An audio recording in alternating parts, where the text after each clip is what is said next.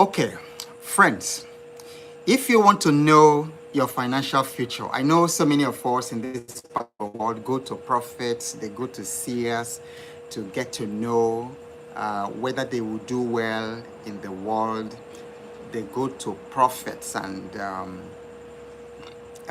seers to find out whether they will succeed in business, whether they will ever make it. In fact, I remember when I was on television, somebody sending me a message asking for how much he could pay me so that I could see the future for him. So many of us are actually interested in knowing what our financial future looks like. So if you want to know your financial future with near scientific accuracy, answer this question right now. When money enters your life, does it go to a plan or does it go to your emotions? Does it go to a plan or does it go to your emotions? So that one answer already predicts more than 50 to 60% of your financial destiny. It predicts it better than your salary, your age, the economy. So in today's session, I'm going to give you 3 questions that go deeper than that. And these 3 questions are rooted in psychology. Make a note of that. They are rooted in philosophy and they are rooted in money behavior. And I'm going to tell you why these 3 things are critical when it comes to your financial future. Questions that diagnose your financial patterns, they will diagnose your financial patterns, they will expose your financial blind spots and show almost with the accuracy of a lab test where your money is truly heading. After tonight, you don't need to go to a prophet. You don't need to go to a Daddy G or to whatever, or Solution Mountain, to pray and fast about your finances. These 3 questions will take care of that. And here is the beautiful part. These questions are simple. They're very simple. So simple that people overlook them. In fact, by the time I give you these 3 questions today, you are really going to smack yourself and say, why didn't I think about this earlier? And it's so simple that answering them honestly, that word, honestly, answering these 3 questions honestly can bend your financial future upward or warn you if you are heading towards trouble. So let's begin. Why does this work? Why does this 3-question test work? Most people think that money problems come from lack of income, but money problems rarely come from money. I'm telling you sincerely, money problems rarely have anything to do with money.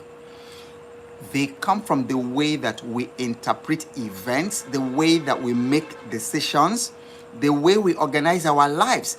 This is the root of all money problems. The way we organize our lives, the way we make decisions. And these 3 things, psychology, your philosophy, and systems, these 3 forces that I just gave you, and actually somebody should type it in the comment section. Psychology, philosophy, systems. These are the 3 forces that shape your financial destiny long before money hits your pocket. Many of you by now already, if you've been following me, you've heard my story. Working with Shell, earning so much money, but being very, very bad with money. It didn't have anything to do with the amount of money that was coming into my pocket. It had a lot to do with my psychology. It had a lot to do with my philosophy. It had a lot to do with my systems or lack thereof. So this is why these 3-question tests work, because it measures the 3 pillars that determine whether wealth is going to stay with you, multiply for you, or whether it will quietly slip away. Yes, good evening. Good evening. All right, let's chat a little bit in the room. Yeah, I can see first. Tell me where you are joining me from. Hello, Olaleko. Good evening. Good evening. Thank you very much. Those are kind words. Okay. Ade Ademowore is joining us from Bonny in Rivers. Fantastic. Tell me, guys, where are you joining tonight from? And of course, for those of us just joining, we are looking at the 3-question test. See, I try to make this thing so simple, so accessible for everybody. We are looking at the 3-question tests that predicts your financial future. All right, so I can see UK, I can see Nasarawa, I can see Onisha, and I can see Japan. Kingsley is joining from Japan. Kingsley, that must be that must be late. What time is it in Japan right now, Kingsley? And I can see AV from Trinidad and Tobago. Awesome. Excellent. Okay, so let's dive right into it without wasting time. Question number 1. Oh, I can see Poland. I can see someone joining from Poland. That's amazing. That's fantastic.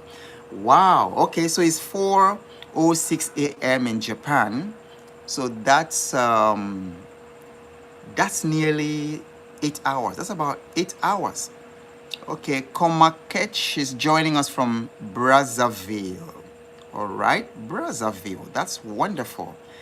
And Sifison Cube 01 is joining from Poland. Okay. And then we also have someone joining from Ondo State, and that is in Nigeria. Fantastic. You're all welcome. So we have a great community here. So let's interact very well. Ask your questions. Connect with one another, even as you're introducing yourselves and where you are from. Sometimes you might find that, somebody from Brazzaville needs to go to Poland, or somebody from Nigeria needs to go to Brazzaville. This is a very good forum to meet yourselves. Okay. Question number 1. And write this down, everybody. Question number 1. When money enters your life, does it go to a plan or to your emotions? This is question number 1 of the 3-question test.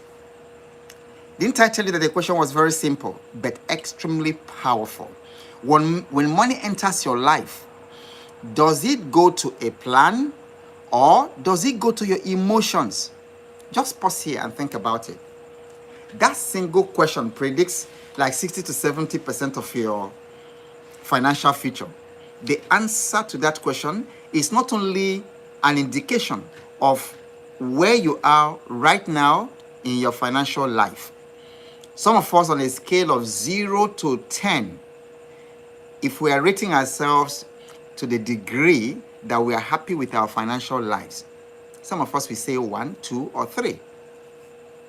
And this question is responsible for why your financial situation is a 1 or a 0 or a 2.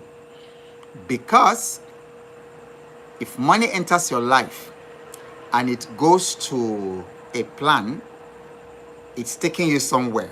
But if money enters your life and it goes to your emotions, that's a problem, because if your money goes to a plan, your future rises. But if your money goes to your emotions, your future reduces to luck. You know, because when you look at it, the human emotions are bottomless.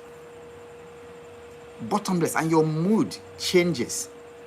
And like I tell my financial mentees, like I say all the time, if you don't tell your money where to go, it will default to useless entertainment. It will just default to entertainment, to wastage. And then I also say that you should follow your plan, not your moods, because your moods change. Your moods change. Money can come into your life now, and then, you just feel like getting a car. And that's the first time you're getting bulk money in your life. And I know, like the young people of this generation love cars. Love cars. You know, they almost tore me apart in the social media the day I said, don't make the mistake I made when I was your age. When I got the first big money in my uh, account, I started thinking about buying car. The first thing was car. But if I had put that money into buying a small plot of land to own my house, my financial freedom would have accelerated much better. So, where does your money go? Does it go to a plan, or does it go to your emotions? So remember, a plan has boundaries. A plan has boundaries. When money enters your life, the next thing should be budgeting, allocating where it should go. Maybe a part of it should go to your emergency fund. Maybe another part of it should go, maybe the first part of it should go to survival and sustenance, you know, where you pay your bills, you pay your rent, you pay all those fixed costs. You know, you feed your family, you pay school fees and all that. Maybe the second part, there's a part that must go to investing. That must go to investing, because investing speaks to your future. Maybe there's a part of it that should go to generosity or to charity. Maybe there's a part of it that should go to emergency fund, you know, to build up your emergency fund, so that should any emergency happen, you are not going to be taken out. So that is question number one. Now, so I want all of us here, remember this is a coaching session. It's not a seminar. So I'm going to give you A, B, C, you know, 3 options here. I need you to tell me, choose one option, okay? A, B, C, and then I'm going to tell you the interpretation. All right? So shall we make this engaging and interactive? That's what this session is a coaching session. Okay. That is A. My money goes to a written plan every month. And like I said, please make sure that you are answering honestly. You are not trying to impress anybody here, which is another big problem about where money goes. If your money is going to your emotions, many times you're just trying to impress people. You're trying to be like the Joneses. You are trying to show that you've arrived on social media. And that, to me, is like one of the stupidest things anybody can do, you know, with money, to show off, to show that you've also arrived. That's what happens when your money doesn't go to a plan. It goes to your emotions, how you feel, how you want people to see you. You buy clothes that you can't afford. You buy things. You live in neighborhoods that you can't afford because you want to impress people. Okay, so the 3 options again. Option number 1. My money goes to a written plan every month. That is A. So answer honestly. B. My money goes where it feels needed. That is B. And option C. My monthly money decisions depend on how I feel. So I need you to type in the comment section whether your own situation is A or B or C. Be honest. Don't try to look good. Let me give you the options again. Option A, my money goes to a written plan, not a plan, a written plan every month. Option B, my money goes where it feels needed. And then option C, my monthly money decisions depend on how I feel. Okay, so I can see A. All right, Kola Wole says A. Abai says B. Okay. Okay, so I can see B, A, B. So it's mostly A and B. Beautiful. I'm not surprised because you guys have been, following this channel. And then as you're following this channel, you are growing. you're growing your money wisdom. Okay, so let me tell you what it means. Okay, so if you picked A, it means that your financial future is already trending upwards, which is really where you want your financial future to be. If your answer was A, your financial future is trending upwards. If you picked B or C, your future is unstable, not because of your income, but because of your emotional leaks. And I'm going to correct it to help you correct that. Remember that I've already told you that money problems often have nothing to do with money. That's why you find lots of people have lots of money coming in every month in salary, in business, and all that. But then they look back and they're asking, where did all that money go? A 58-year-old told me he'd been working for about 30 years, 35 years. And he said, Obo, when I look back, there's nothing to show for it. It's because of this question number A.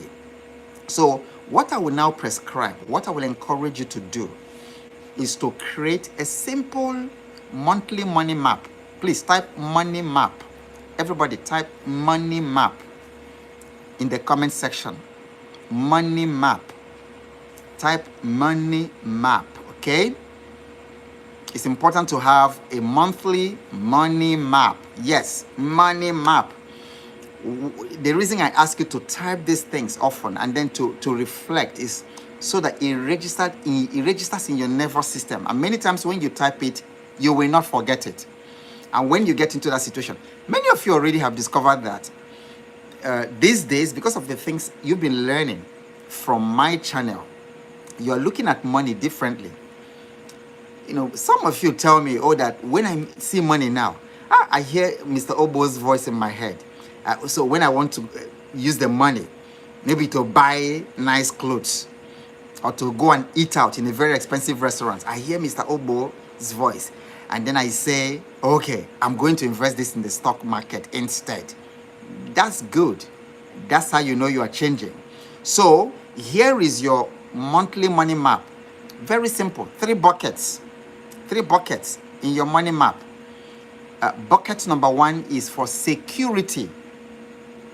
Your security. It's important to be financially secure. It's important to be financially stable, because when you are financially stable, you will sleep better. When you are financially secure, you will make better decisions, including money decisions and relationship decisions. Don't underestimate the importance of money in your life. Don't lie to yourself. You need financial stability. You need security. So for in your monthly money map, the bucket number 1 is for security. So that's for your savings and then your emergency. Bucket number 2 in your money map is growth. So somebody type it in the comment section. Bucket number 1 is security. Bucket number 2 is growth. So this is for your investment and particularly skill building. This is for your investment and then for your skill building. And then bucket number 3 is for lifestyle. That's where you have everything else, because it's also important to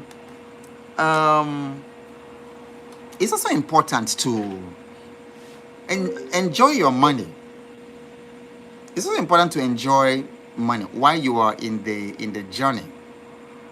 It's also important to enjoy, to have a little once in a while, spoil yourself. It's not bad, just do it very reasonably. Once in a while, take your wife out to eat in a very good place. And then you'll find that once you have this monthly map, it even becomes easier to do such things. Because at some point you find that you are funding those things. You're funding your lifestyle, which should actually be your goal, from the profits and from the dividends of your investment, not from your capital. I call it capital cannibalization. If money comes into your life and then you're using it entirely for lifestyle and you're using it entirely to look good, or to make others have a very good opinion of you, that, oh, you're a wealthy person, you're a cool guy, or something like that. That is capital cannibalization. Okay, so the moment your money lands, give it a job before your emotions give it a fantasy. This should be an aha moment for somebody. The moment the money lands in your wallet, in your life, in your account, give it a job before your emotions will give it a fantasy. Because there are only two choices. The money either has a job or your emotions will give it a fantasy. So that's question number one. All right. So as a good teacher, let me recap and let me ask you a quiz. What was question number one? Okay, first person to type it. What was question number one? We're about to go to question number two, but I want to make sure who remembers question number one. What is it? Quickly. Question number one. What was question number one? We are talking about the 3-question money test. If you can pass it, you have nothing to worry about money for the rest of your life. What was question number one? Okay, Dave, you tried, but you didn't ask it as a question. Okay, so for those who just joined, the question number one in the 3-question test is, when money enters your life, does it go to a plan or to your emotions? Okay, when money enters your life, does it go to a plan or does it go to your emotions? Keep that in mind. Question number 2. Don't forget it, because I'm going to ask you again, like I asked you about question number 1. Question number 2. Do you make money decisions based on the next 10 days or the next 10 years? Let me repeat it. Do you make money decisions based on the next 10 days or the next 10 years? Powerful question. Powerful question. Has a great implication on your financial well-being, your financial destiny. Okay, so this is the question of philosophy. You see, because the ancient Greeks, the Hebrew sages, the early African kingdoms, everywhere you go in history, human destiny separates along this line. Short-term thinkers serve time. Long-term thinkers command time. This is what separates the haves and the have-not. In every civilization, this is what separates the great people from the mediocre. Short-term thinking forces you to serve time. Long-term thinking long-term thinkers command time. And it makes a whole lot of difference, whether you're serving time. When you're serving time, just think about serving time in jail, in prison, versus actually commanding time. So this simple question predicts whether you build wealth or chase it for the rest of your life. So I meet people who are still in their 60s and then also in their 70s. Even in America, when I go to America and I go to some of these department stores, I go to Walmart and all that, you see people in their 70s still working. This is the question. So now you're probably in your 30s listening to me, you're probably in your 50s, you're probably in your 40s, or maybe even in your 20s listening to me. Pay particular attention to this question, because that's what's going to save you from chasing wealth instead of building it. Because if you spend this time building wealth, then your 50s, your 60s, your 70s, your 80s, in fact, your 80s. I know some gentlemen in their 80s and 90s who are the ones actually supplying wealth to their children's children. I know, and I have friends like that. They are not a burden. When they need to go for medical checkup, like I have one of them, he's my mentor. He should be 94. He should be 94 this year. So he goes for medical checkups in the United States. once or twice a year. And he foots the bill. He pays. So it's not like the man in the village, the guy had 4 or 5 wives and he was just producing children here and there. He wasn't particularly a wealthy person. He just loved women. And then he was just, married 5 of them, and then was just producing children all over the place. And then somebody asked him, so what's your retirement plan? He pointed to his children and said, these are my retirement plan. You don't want to be in the situation where in your 60s and 70s, you're a burden to your children. It doesn't mean that your children should not support you. They should. Because actually, children are commanded to honor their parents. And if you're here and you are not honoring your parents, this is whether they need it. It doesn't matter whether your parents are well-to-do or not. It's spiritual. Because it's one command that comes with a blessing. Honor your father and your mother so that the rest of your days will be lived in prosperity and peace. Almost every culture, every religion has it. And many of you don't understand the spirituality of wealth. If you're struggling financially, it might just be that you're not honoring your parents. You're not honoring your parents. And then there are many times you have people in the city. Their parents are back in the village. In the city, they are doing well. They hang out with friends.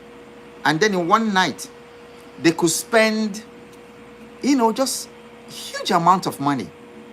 If it's in Nigeria, I might say like 100K, 200K. In Ghana, would I say like 500 cedis and all that. But you see, you've spent 200K hanging out with friends in a weekend, but your mother and father, their hut in the village, the roof of their hut is leaking. It's leaking. Water is beating them. And you are spending that. Haven't you seen people like that? Young people, who find money. You're driving fantastic car. But your parents in the village are struggling to eat. You are setting up a very bad future for yourself. And I don't know if anybody has seen it, but I've seen it. Young people in the city spending money. Some of them spending money on girls. Lots of money. And then these hotels are not cheap. They take these girls to the hotel, spend so much money. But their parents are wearing tattered clothes in the village. That's a form of spiritual curse. You don't need to be religious to know that is wrong. But the point I'm making is, you want to answer this question so that you can build wealth and not chase it. Because at 70 or 80, you don't really want to be a burden to your children. Let your children do it because they want to and they really love and respect and understand this, this spiritual law to respect you. But let it not be that if your children do not give you, you're going to be miserable. You should have your own money, your own insurance at 80. Let it be that the children actually, are doing what children should do for their parents, but not that you're a burden to them. Is somebody getting what I'm saying? So I'm not releasing you. I'm not sort of releasing you if you're a child to aged parents. I'm not sort of releasing you from your responsibilities, caring for your parents. Whether they are well-to-do or not, you're obligated to pay for them. And especially if you're in Africa, you're listening to me from Africa and Asia. We don't send our parents to nursing homes. We don't. I think it's something in the Western world. How can you say, oh my God, how can you, your mother labored, went to the farm, carried things, sold vegetables in the market, suffered, couldn't buy clothes because they were paying your school fees. Your father suffered. They become old, and then you carry them and put in a nursing home. I don't know if any part of Africa does that. If they do it in your country in Africa, please just let me know, or in Asia. But I know that the Western world does that. So this question, when do you make money decisions based on the next 10 days or the next 10 years? It's important. All right. So if you are tuned to 10 years, you are operating in the realm of wealth builders. Look at what is going on right now. I don't know how many of you, I restarted investing in crypto. I did so many years ago and then abandoned it. But now I'm beginning to understand that crypto is an asset you can't ignore. So when the likes of BlackRock, JP Morgan, Vanguard, when all these people, all these institutional investors, and then the big banks are now talking about crypto, you better give attention to it. But the reason I mention is that is that in the past couple of months, the crypto market has been bloody red. You know, some of my assets are down by 60%, some 40% is red. But these are great assets. And so if you're looking at short term, you're not going to sleep, because every time you wake up, you went to bed and your portfolio balance was $10,000. You wake up the next morning and the thing is 8,700. You wake up the next day and the thing is 6,500. That's been my experience. So if you're the type of person that looks at money in very, very short term, you can be a good investor. But in the scale, if you're looking at 10 years window, you're investing stocks. I have people who invest in stock today and they're looking at it every day and they're, oh, my stocks are not doing well, my stocks are bad. 2 months. When someone like me, I'm investing for 20, 25 years. I have stocks that I'm not touching for the next 30, 50 years. Because I'm building wealth. So it's important. So if you're looking at the markets are down today, the stock market, everywhere is red, and then you're panicky, afraid, and all that, you're not building wealth. But you see, if you have a 10-year window, you relax, because you know that these things happen in cycles and they keep trending upwards. Who would have imagined? Bitcoin 10 years ago, I don't have the data, but if somebody can actually find out and tell me in the comment section, but 10 years ago, Bitcoin was probably like $1,000. Who knows? And today we're talking about $95,000, and it even rose to $120 something thousand dollars 10 years after.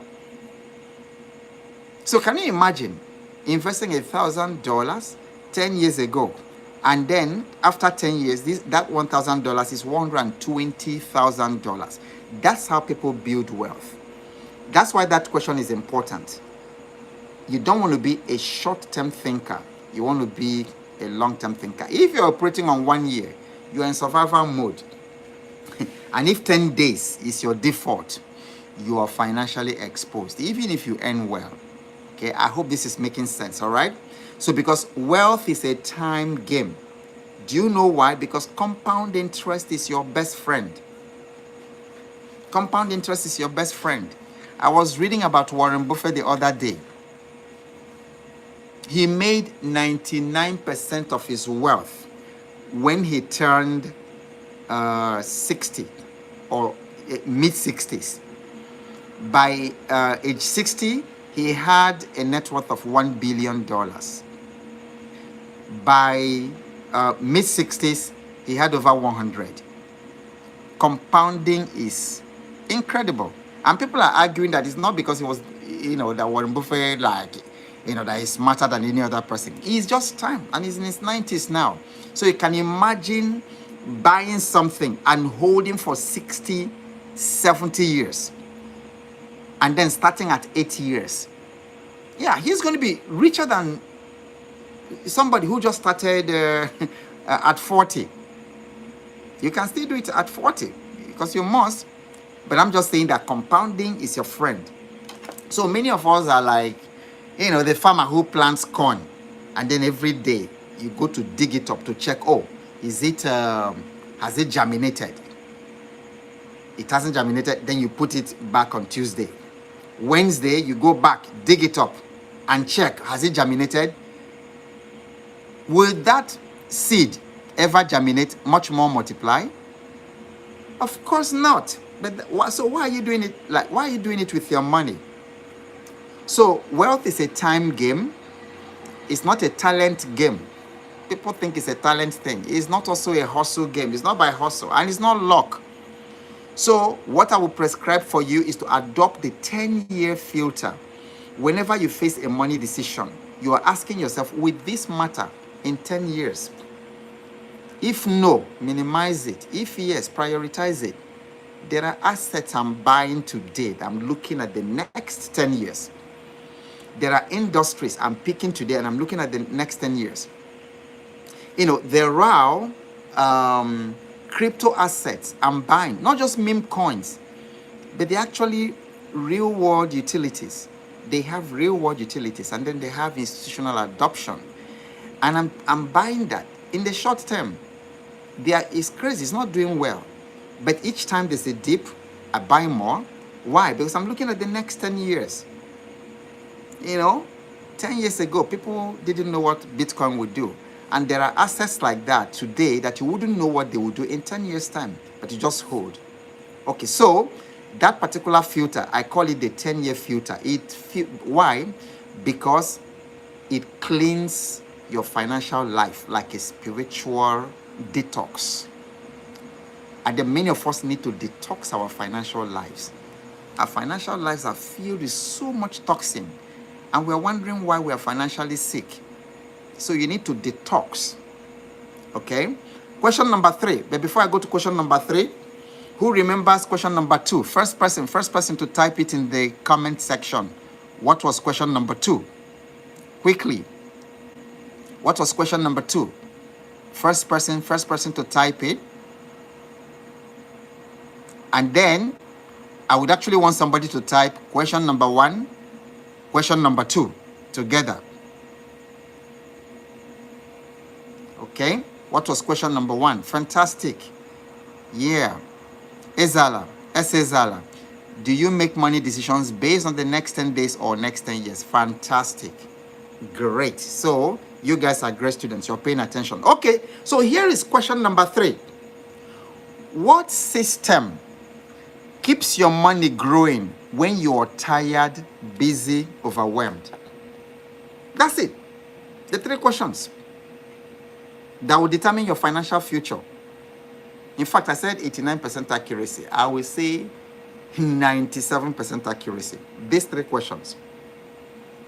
What system keeps your money growing when you are tired, when you're busy, overwhelmed? And that's a key question. It's a systems question. Because you remember Warren Buffett's favorite popular quote: if you don't have an asset, if you don't have a system that makes money while you are asleep, he said you will die working. Okay, so this is the question where most people fail when it comes to systems. So people rely on willpower, and willpower is a terrible employee. It doesn't work on weekends. It overthinks, it procrastinates, and sometimes it resigns without notice. So, but a system works in your sleep. It's automated. It works in your sleep. Okay? And so your answer would be 3 options. Number 1, I have an automated system. Number 2, I have a manual routine I try to follow. Or you can say, honestly, I rely on vibes and prayer. That's what a lot of people do. They rely on vibes and prayer. Nothing wrong with prayer, but the problem is I have seen all this vibing and prayer, and then I've seen them die and die poor and pass on second generational, third generation poverty, fourth generational poverty to the people coming. I see it all the time. I'm not far from a village here. People dying, but they were prayer warriors. The prayer warriors. Guys, pray, but have a system for your money. And then there are videos, so many of my videos in the channel where I've been teaching and talking about systems, to build wealth on autopilot. And then something as simple as, auto transfer to your investment account before lifestyle spending. Mine is automatic. If 10 million, 50 million, 100 million enters my account tonight, within the next 24 hours, the 100 million has automatically gone to where they should go. Because I have a system. And that is really very important. Okay?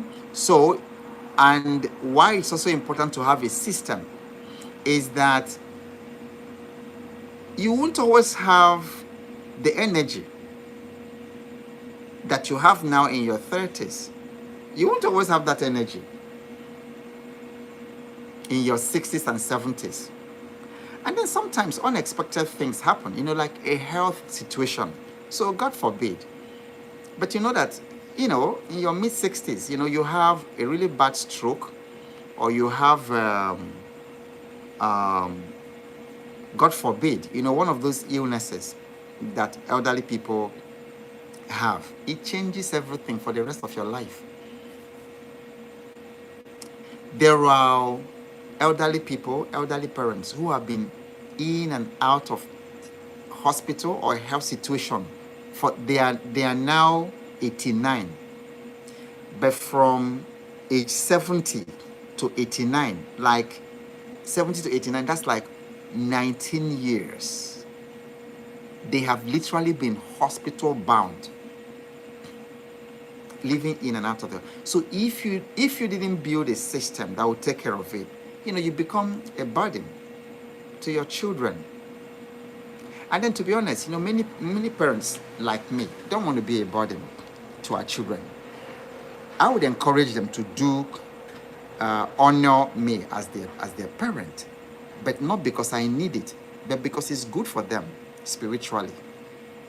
But I don't want to be in a situation that there is an emergency at 70 or 80, and then this thing is entirely, and then your children have to literally halt their lives because they don't want to lose you.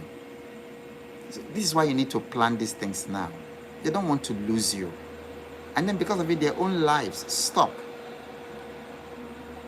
Their finances, everything, their time are committed, to taking care of you because you didn't take care of yourself. In fact, let me mention, this is a very good place to mention that it's important that you also take care of your health. It's a very important financial move, like I said yesterday. Your health, taking care of your physical body, might be the most important thing that you have done for your children in your old age. Taking care of your health. All this, what you're eating, getting exercise and some mobility, living in a very clean and nice environment, being in a community, because health is also physical and mental. That's why I like the community where in Lagos, in the state that we stay in Lagos, it's a beautiful community of people who come out every morning to jog. There's a recreation center. You meet people every day. You make friends on the road. Early in the morning, you are jogging and you are seeing people and talking with them. So that's a lot of mental health. You need it. you need to take care of your health. Many times, many of you see me, I'm jogging in the mornings. I've jogged for over 30 years, like literally every day, except like, I'm traveling or, I just don't have to go. But I force, I do it, for over 30 something years. Why? Because I want to have a healthy body that God can use to fulfill his purposes for me using my physical body. This physical body is important, so don't neglect it. It's important. Money move. So let's put it all together. Okay, if your answer for all three questions is in the wealth direction, in other words, you plan 10 years, you have system, then your financial future is fairly predictable. It's very, very predictable, because now you live inside the same triangle that built every wealthy person that you admire, all those wealthy people that you admire. So, but if your answer, even if one answer is in the danger zone, for instance, when money comes into your life, it goes to your emotions. It goes to, it goes to, what do they call it? Flexing. It goes to lifestyle. It goes to showing off so that people will know that you've also arrived. It goes to, you want to catch the attention of the girls in town. So you buy cars that you apparently can maintain and things like that. So even if one of your answers, or maybe you are the 10 days kind of person, you plan 10 days, or maybe your wealth depends on vibes and prayers instead of a system, then your wealth will feel like a leaking bucket. So these three questions reveal the truth that wealth is not an event, it's a pattern, and patterns can be installed. So you need to go over these three questions, answer them honestly.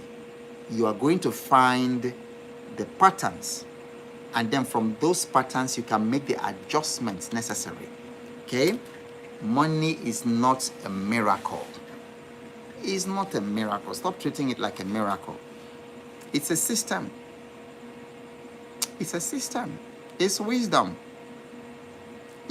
So don't live by miracle. Live by wisdom. Live by system. And then your money can be okay. Give it time.